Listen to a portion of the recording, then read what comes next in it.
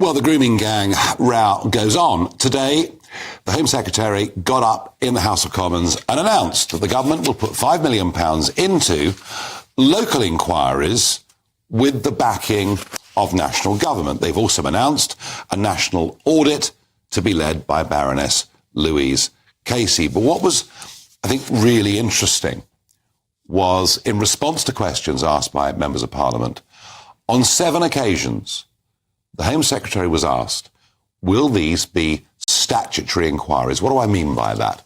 I mean having the ability to say to somebody in social services or somebody in police or somebody in local government, you must come along and give evidence. And the answer 7 times was no.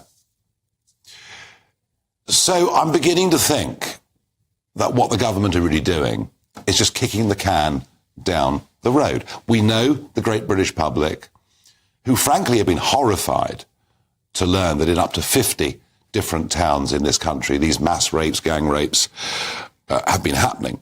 73% in opinion polls say they want a national inquiry.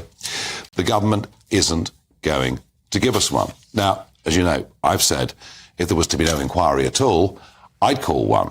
And you almost think, in a way, they've done this to try and box me off a little bit, because I could call a national inquiry, but I wouldn't have statutory powers either.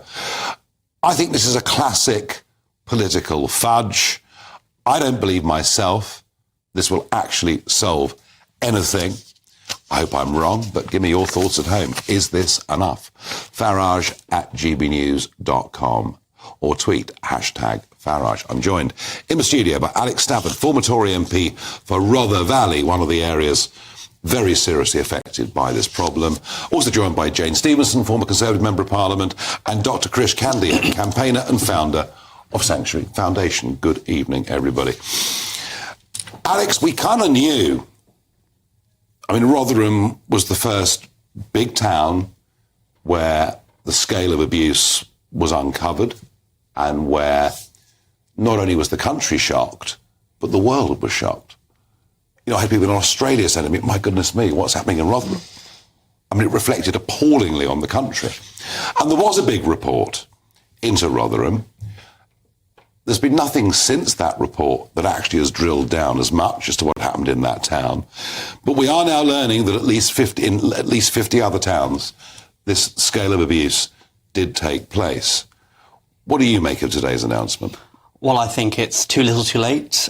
And if I was one of the towns that didn't have an inquiry given to me, I'd say, what about my girls? What about my daughters, my wife? What do you mean, don't they matter? Yeah, don't they matter? Surely, 'cause this is Labour saying we're going to pick and choose some towns which matter and some towns that don't matter. And that is why we do need a grand inquiry, a national inquiry, to look at everyone, because everyone's daughters and girls do matter. And Labour saying, well, they don't. And what is worrying is, obviously, I represented part of Rotherham. Yeah. In this sort of 10 years, plus what happened, it's more than just what happened. It's the cover-ups as well and what actually happened. Because in Rotherham, in 2005, the councillors were told grooming was going on.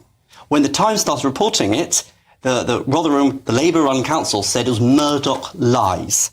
And some of those people, some of those councillors who went to the seminar in 2005 who said there's grooming going on and then later denied it was going on, were still councillors until 2024, Labour representatives in the area. And I wrote to Keir Starmer 6 times as an MP saying these people should not be councillors. And do you know how many times Keir Starmer in that time responded to me and cared about it? Not once.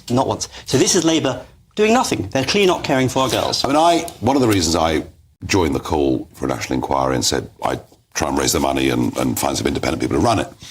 Yeah, twofold, really. One, I don't think the victims have ever been listened to properly or even believed, frankly. It's one of the worst aspects of this. They simply weren't believed. But also the cover-up disturbs me almost as much as the crime. Not quite, but almost as much as the crime. And that's where that word statutory comes in. Because if, say it was just 5 to begin with, and she did say she could extend to more towns, but, you know, that's sort of hedging again.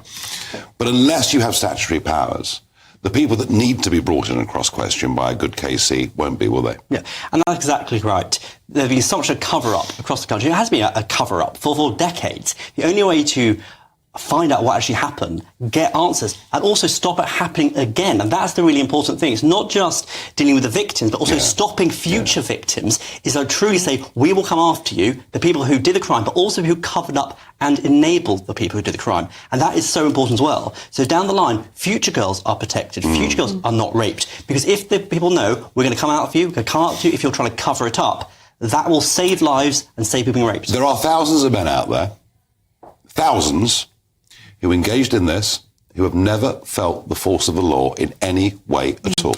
Not even been called in for questioning. I wonder whether they feel they're almost immune, and whether that means this stuff is still going on in the same scale that it was before. I think you're sadly right. I think it is going on. I think we only will know the scale of it and stop it if we have this national inquiry. To find out the truth. Exactly, and that's so important. But also there's a culture, clearly a culture of cover-ups and lies. We need to say that culture is ended. We're going to look at everybody, whether you committed the crime itself, or if you covered up, or even if you turned a blind eye when you were, let's say, a councillor or a police person or somebody in the council, that we will come after you as well to look at you and stop that happening. Because everybody is responsible, not just the people who committed the horrific crimes, but the people who turned a blind eye. I agree. Krish, I wonder why we've been behaving like this. Is it that we're fearful if we point the finger, and we know there's been a particular problem amongst a group of men from Pakistan, interestingly, who come from certain parts of Pakistan, because this is a problem there too. That point is worth making. Have we not really followed this more rigorously because we're sort of afraid of being called racist or Islamophobic? I think that might be part of it. I think, look, we've overlooked children who are vulnerable for a very long time. This is not a political question for me. I'm a foster parent. My wife and I have been fostering for 18 years. Have you? Many of the children we've looked after have been survivors of abuse and rape. Sadly, you're more likely to be abused by someone that you know. You're more likely to be abused by a family member or a friend. And I think whatever your race, whatever your ethnicity, whatever your religion, if you've committed a crime against a child, you need to be punished to the maximum extent of the law. My worry about this is we've politicised the gang rape of children. Why are we talking about this now? We're talking about it now because a friend of yours who I admire in many aspects tweeted about this just before New Year, didn't he? Yeah, he did really get... I mean, it's important that he's racist. To be fair, Charlie Peters of GB News did do a huge amount of work. But you're right, Elon did it. He's put this on the radar. He did. And, you know, the J report came out in 2014 and had all sorts of recommendations. The Conservative government at the time had 10 years in power to do something about this and did nothing. I know this is a political debate show, but I tend to be non-political on this subject. Actually, on this subject... Yeah. I'm endeavouring not to be too party political. I think that's important because we've got to put the children first at the middle of this. To be fair to the Labour Party, their new Children's Wellbeing Act is putting into play some of the recommendations from the J report, and they've been in office, 6-7 months? So they've done more in their time in office than the Conservatives did in 10 years. OK, I take that point. I mean, Alex, you know... We know it's Labour councils where this happened geographically. We know that Labour councillors knew and just chose not to act. But the corresponding claim that in 14 years... I mean, Kemi Badenoch is the leader of the Conservative Party. She was Women's Minister from 2022 to 2024. She's been a Member of Parliament since 2017. She's never... Yeah, Women and Children's Minister. Yeah. And she's never mentioned this once.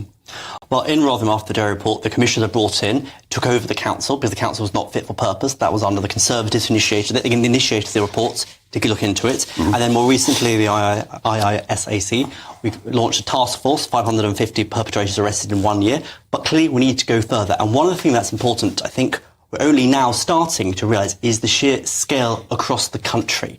I think when Rotherham was the first example of what happened, the first public example. So you're saying that actually it's not until the last few months we've really learnt the scale of all of this? I think every day, frankly, but unusual, it gets worse and worse. But unusual to be Women's and Children's Minister for that 2-year period, never to mention this once. Well, all I can say, I've worked with Kemi numerous times. I raised it first in Parliament, I think in 2020, 2021. I did a private member's bill, a 10-minute rule bill, actually on this issue. Your record on this is why you're sitting here this evening. You have tried ever so hard on this. I'm just saying that your party could have done more. I think it's clear that we need to go further. Frankly, I don't think any party could ever say we have done enough. Until it stops happening, we all need to work together. Yeah. But I think the spotlight now is focusing on it, and I think we need to realise how all the different areas that have been effective interplay. And we're talking up to 50. God forbid, it could be even worse. And the only way I think we can realise you can't do a peaceful, or shouldn't rather do a piecemeal strategy dealing with one town here, one town there. You need to like, what is happening to our country? What is going on? Because this is a national scale problem. We're talking about thousands, tens of thousands of perpetrators, hundreds of thousands of girls. This is a monumental catastrophe for Britain. And the only way we can now deal with it to redress what's happened, but once again, stop future incidents happen. And that, I think, isn't being talked about enough. It's a national... In conclusion, the announcements today from the Home Secretary? Too little, too late, won't achieve anything. Jane? Not enough, nearly not enough. Only now, with thanks to Charlie Peters and some fantastic journalism, bringing together, beginning to put the jigsaw puzzle together of what happened from the local inquiries, from research.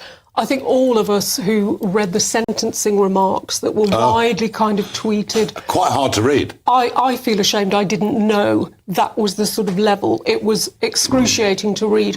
Those girls, what they endured, for Labour not to go full on, to shine a light on every single person involved in this is shocking. And it's clearly what British people, we need to get to the bottom of it to prevent it happening again. And I think we all owe a debt of gratitude to the journalists who are making this top of the news, because it should rightly be there. Final thought on this, Krish. Are Labour getting this wrong?